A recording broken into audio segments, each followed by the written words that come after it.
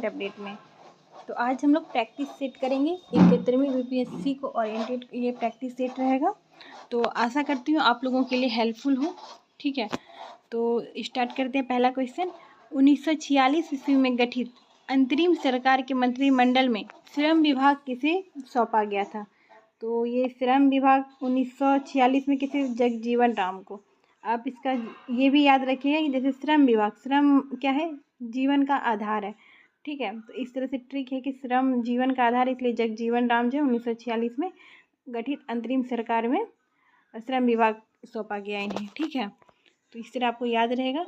दूसरा है कि भारतीय संविधान का प्रस्तावना में समाजवादी शब्द किस संशोधन से जोड़ा गया? तो ये आप लोगों को पता होगा, ये 42वें संशोधन से जोड़ा गया है 1976 में समाजवादी शब्द। ठीक है, तीसरा क्वेश्चन है, निम्नलिखित राज्य के गठन पर विचार कीजिए तथा इन्हें कालानुक्रम में व्यवस्थित कीजिए। तो इसका आंसर होगा सेकेंड। पहले 4 हरियाणा सबसे पहले, फिर गोवा 1987 में, फिर तेलंगाना, फिर झारखंड 2000 में, फिर तेलंगाना। ठीक है, 2014 में। तो ये इसका क्रम होगा, पहले हरियाणा होगा, फिर गोवा होगा, फिर झारखंड होगा, फिर तेलंगाना होगा। ठीक है, चौथा, नागरिकता संशोधन अधिनियम 2019 का उद्देश्य क्या है? तो नागरिकता संशोधन अधिनियम का उद्देश्य है अफगानिस्तान, बांग्लादेश और पाकिस्तान में उत्पीड़ित अल्पसंख्यक समूहों को नागरिकता प्रदान करना। इसमें याद रखिएगा, इसमें गैर मुस्लिम के लिए आरक्षण है। ये आरक्षण नहीं, मतलब गैर मुस्लिम के लिए ये सुविधा है, ये अधिनियम है। पांचवा, निम्नलिखित में कौन सा युग्म सही सुमेलित नहीं है? तो न्यायपालिका और कार्यपालिका का पृथक्करण ये अनुच्छेद 50 में है। तो हाँ, ये सही है, ये डीपीएसपी में अनुच्छेद 50 में ही आता है।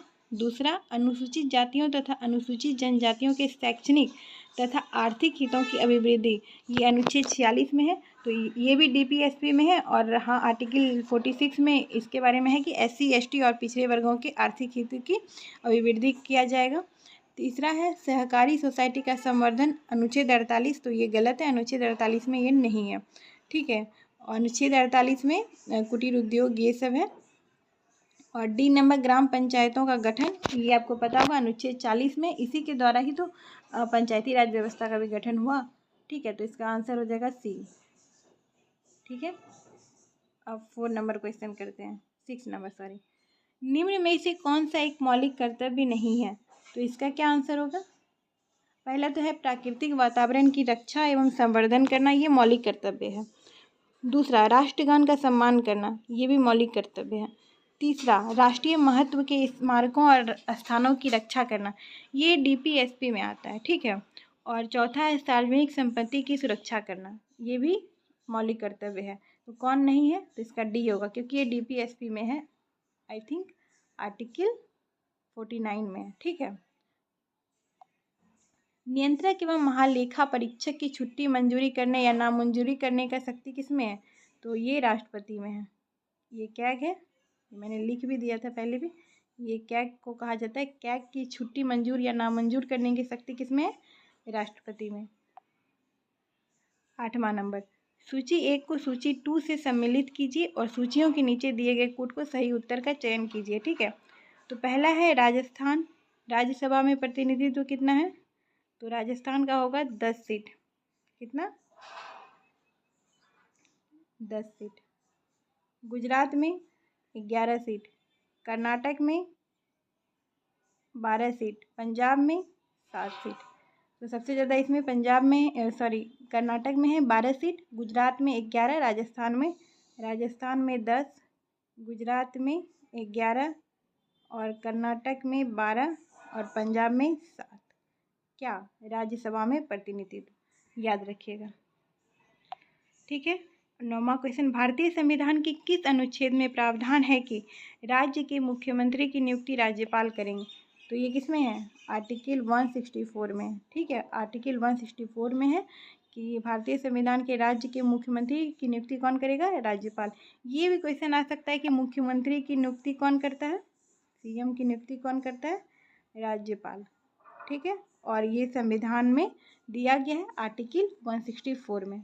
ठीक है, 10वां क्वेश्चन, कॉलेजियम प्रणाली के बारे में निम्नलिखित कथनों पर विचार कीजिए। पहला, सुप्रीम कोर्ट कॉलेजियम की एक 5 सदस्यीय निकाय है जिसकी अध्यक्षता भारत के मौजूदा मुख्य न्यायाधीश करते हैं और उस समय इसमें न्यायालय में कार्यरत 4 अन्य वरिष्ठ न्यायाधीश शामिल होते हैं। ठीक है। अब इसका दूसरा यहाँ है, संसद के विधि द्वारा कॉलेजियम प्रणाली को आरंभ किया गया, तो ये तो गलत है क्योंकि संसद के विधि द्वारा नहीं। आपको पता होगा कॉलेजियम प्रणाली क्या हुआ था, जज केस के द्वारा आता था, सुप्रीम कोर्ट के न्याय के दौरान ही आता था ये सब। ठीक है। और इसका तीसरा है, उच्चतम न्यायालय और उच्च न्यायालयों के न्यायाधीशों की नियुक्ति कॉलेजियम प्रणाली के माध्यम से की जाती है, तो ये बिल्कुल सही है, उच्च कॉलेजियम प्रणाली के माध्यम से ये किया जाता है, ये सही है।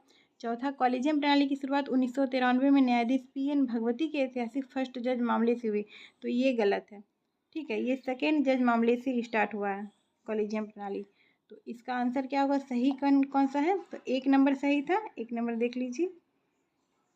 कॉलेजियम 5 सदस्यीय निकाय है, एक CJI प्लस 4 अन्य जज, ये सुप्रीम कोर्ट के लिए था। ठीक है।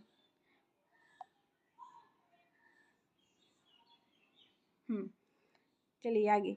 बिहार में पंचायती निकायों में महिलाओं को 50% आरक्षण किस वर्ष दिया गया, तो इसका क्या होगा, 2006। ये मेंस में भी इसका क्वेश्चन आता है कि महिलाओं को आरक्षण जो 50% मिला है ये 2006 में, इसके बारे में समझा है, इससे क्या क्या फ़ायदे हुए, नुकसान हुए, तो ये इम्पोर्टेंट टॉपिक है। ठीक है, इसका क्या आंसर होगा, 2006। 5वीं अनुसूची किस विशिष्ट समूह के लोगों को शासन और हितों में सुरक्षा करती है, अनुसूचित क्षेत्रों।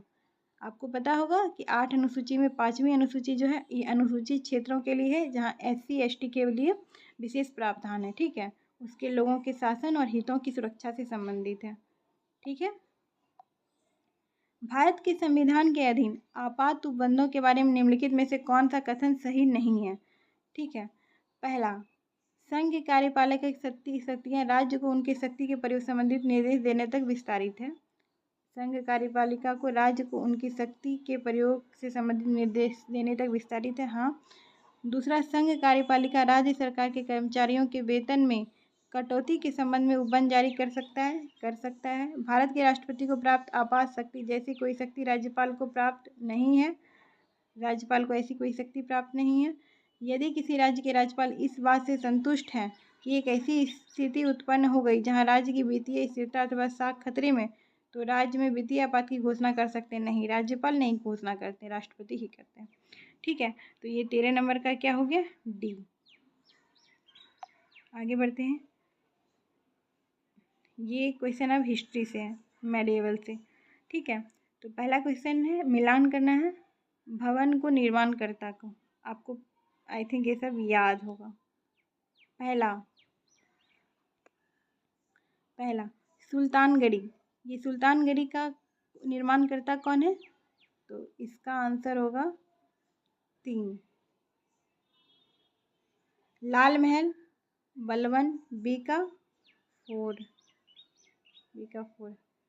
दीवानी विजारत, ये होगा आई थिंक ये 1 होगा, और जमात खाना मस्जिद ये 2 होगा।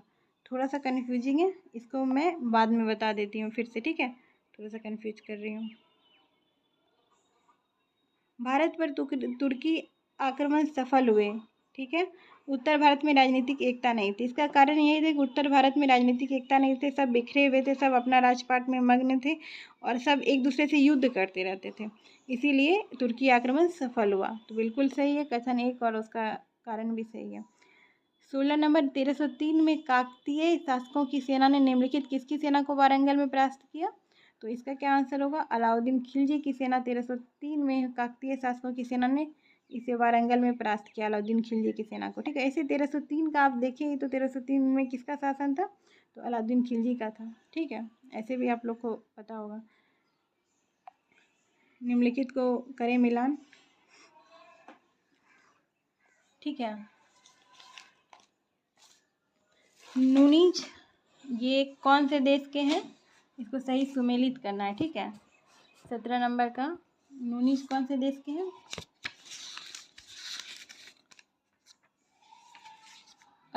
अब्दुल रज्जाक पुर्तगाली, निकोलो कॉन्टा।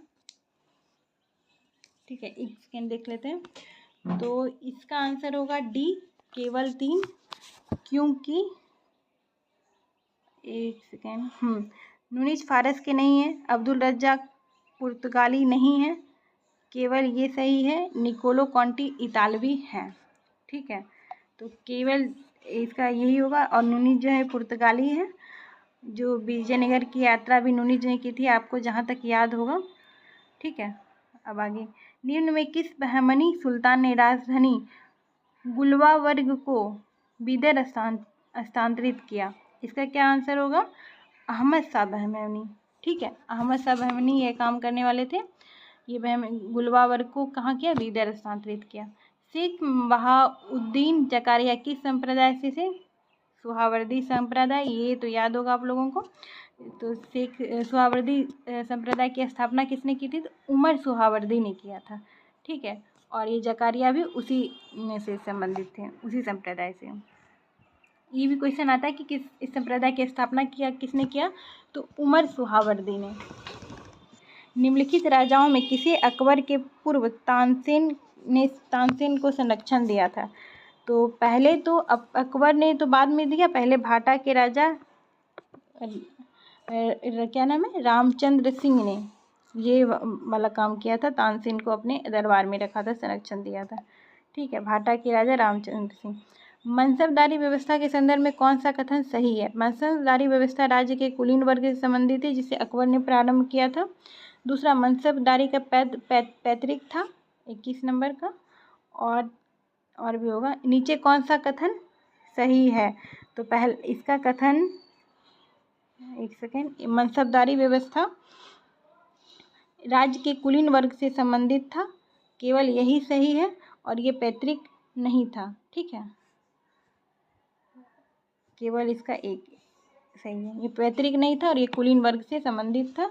इसमें क्या होता था ना कि यह व्यवस्था खलीफा अब्बास सईद द्वारा आरंभ की गई चंगेज खां एवं तैमूर द्वारा अपनाई गई व्यवस्था थी, और इसमें जात व्यक्तिगत पद तथा वेतन से जुड़ा था, जबकि सवार उसके पद घुड़सवारों की संख्या से थी। ठीक है, तो ये वंशानुगत पद नहीं था।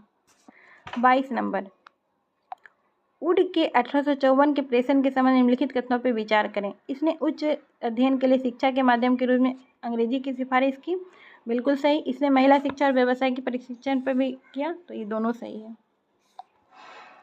वर्नाक्यूलर प्रेस एक्ट के बारे में निम्नलिखित कथनों पर कौन सा सही है? इसे लॉर्ड लिटन द्वारा अधिनियमित किया गया, सही है, लॉर्ड लिटन के द्वारा, और लॉर्ड रिपन ने निरस्त किया। ये क्वेश्चन आता है, किसने निरस्त किया? रिपन। किसने शुरू किया? लिटन। इसके बीच में क्या है? इसे गैंगिंग अधिनियम के रूप में भी जाना जाता है, ये भी सही है। ठीक है, इसका तीनों सही होगा। अब सूची 1 को सूची 2 से फिर से मिलाना है। मिलान करना थोड़ा सा कन्फ्यूजिंग होता है, लेकिन अगर आप उसमें से 1, 2 को जानते हैं तो पहले उसको मिलाइए, उसके बाद ऑप्शन मिलाइए। एलिमिनेट करना ज़्यादा आसान होगा। जैसे कि आप संथाल विद्रोह को सबको याद होगा, जो बिहार का एग्जाम दे रहे बीपीएससी को, तो संथाल विद्रोह जरूर याद होगा, 1855 से 56। ठीक है, तो अब उसके बाद ये वाला देखिए कि सी का 1 किस में है? सी का 1 केवल 1 में ही है, तो आपका एलिमिनेट हो गया सारा। ठीक है, बाकी सबको मिला दिए। संथाल विद्रोह 1855 से 56, और क्या हो गया? पावना विद्रोह 73, 75, एका विद्रोह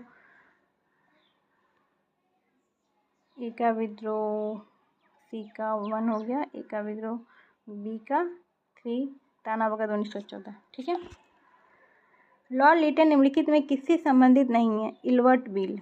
लॉर्ड लिटन अभी तो आपने पढ़ा था, वर्नाक्यूलर प्रेस एक्ट से संबंधित है। ठीक है, स्ट्रेची कमीशन से संबंधित है, शस्त्र अधिनियम से भी संबंधित है। किससे नहीं संबंधित है? तो इसका आंसर होगा इल्बर्ट बिल, इससे संबंधित नहीं है। और लॉर्ड लिटन जो है वो 1876 से 80 तक भारत के वायसराय के रूप में कार्य किए हैं, और इन्होंने स्ट्रेची कमीशन या अकाल आयोग जिसे कहा जाता है उससे भी ये संबंध रखते हैं। और दूसरा, आंग्ल अफगान युद्ध में और वर्नाक्यूलर प्रेस एक्ट में भी ये संबंधित रखते हैं। ठीक है, 19वीं सदी के सामाजिक धार्मिक आंदोलन का कारण भारत का आधुनिकीकरण था, और दूसरा, सामाजिक धार्मिक आंदोलन के मूल में बुद्धिवाद, वैज्ञानिक दृष्टिकोण, अन्य विचार थे जो आधुनिकता के आधार माने जाते थे। ठीक है, तो 26 का आंसर क्या होगा? डी। दोनों सही है, लेकिन एक दूसरे की सही व्याख्या भी करते हैं। ठीक है। बंगाल में क्रांतिकारी आंदोलन के संबंध में निम्नलिखित कथनों पर विचार करें। बंगाल की अनुशीलन समिति पहली क्रांतिकारी संस्था थी। मुक्ति कौन पाथे नामक पुस्तिका में भारतीय क्रांतिकारियों को हथियार देने का आग्रह किया गया था।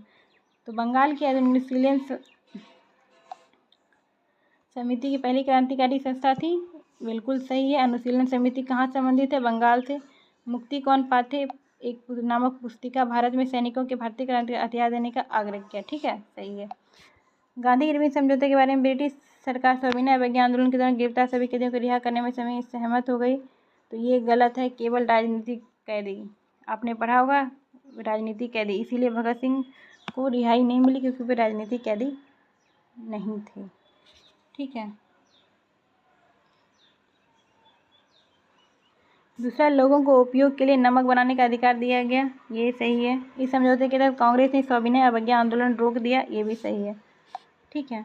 नेहरू रिपोर्ट तैयार करने वाली कमेटी के सदस्यों के शामिल हैं। कौन कौन नेहरू रिपोर्ट में शामिल हैं? तेज बहादुर सुप्टू, सुभाष चंद्र बोस और अली इमाम।